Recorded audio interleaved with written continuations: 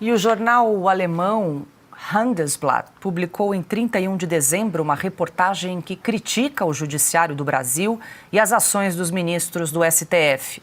A publicação afirma que a justiça brasileira, abre aspas, foi originalmente concebida com base no modelo alemão, mas o serviço público se tornou uma casta cheia de privilégios, fecha aspas. O jornal questionou se o judiciário brasileiro precisava de um código de conduta e publicou uma declaração do ministro do Supremo, Alexandre de Moraes, dizendo que isso era algo completamente desnecessário, sob a alegação de que os magistrados já seguem os preceitos da Constituição. A reportagem do Jornal de Negócios da Alemanha também destaca a proximidade entre a elite da justiça no país e setores privados, além da concentração de poder e do favorecimento de interesses particulares. Aspas novamente. Os juízes e procuradores são oficialmente convidados por aqueles que estão sendo processados ou prestes a serem julgados. Fecho aspas aqui. Kauti, você tinha comentado essa reportagem do jornal alemão, pronunciei certo? Handelsblatt? Perfeito. Isso.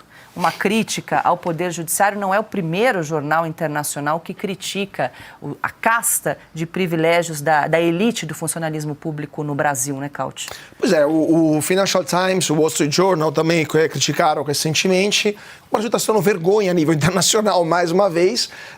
E, obviamente, os investidores estrangeiros, quando decidem onde alocar os seus recursos, vão dar uma olhada, na primeira coisa, na imprensa. O Brasil é um país onde temos certeza do direito, temos segurança jurídica. Segundo o Handelsblatt, segundo o Wall Street Journal, segundo o Financial Times, não. Então, por que eu preciso colocar bilhões de dólares num país como o Brasil? Vou colocar em outros países, por exemplo, na Argentina, por exemplo, em outros mercados emergentes, né?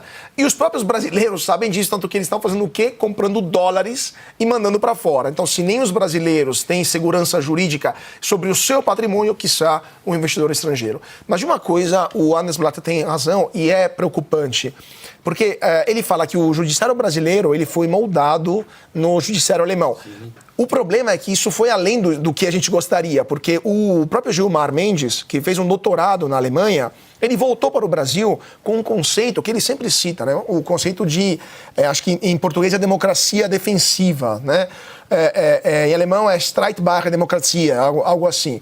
E é assim, basicamente, na Alemanha, já que a Alemanha criou o nazismo, na visão deles, eles têm que vigilar, o judiciário tem o dever de vigilar sobre a democracia e também proibir, eventualmente, partidos políticos. Isso levou também a casos, no passado, muito críticos, inclusive há uma certa perseguição contra o atual partido que mantém a maioria dos votos, se votasse amanhã na Alemanha, que é o AfD.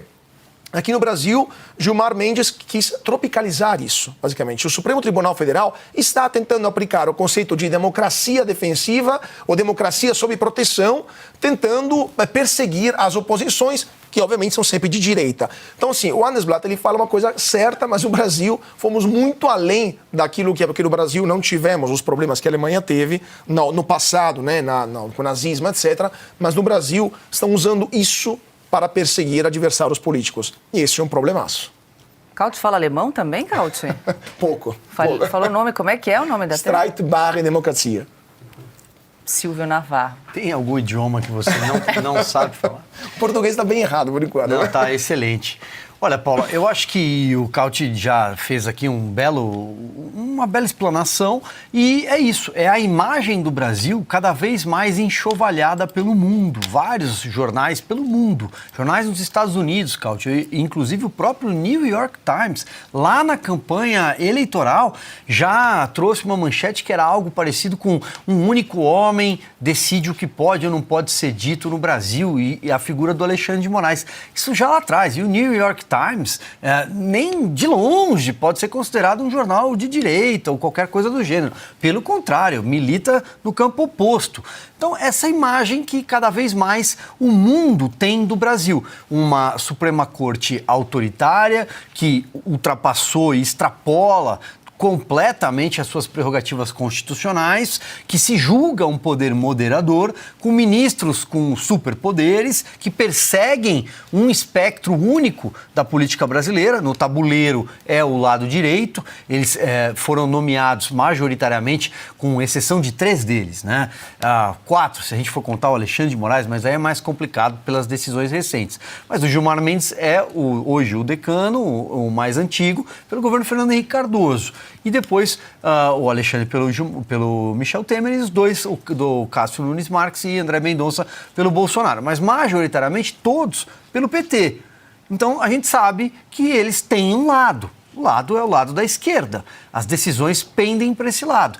Então é um autoritarismo e um ativismo judiciário que provoca insegurança.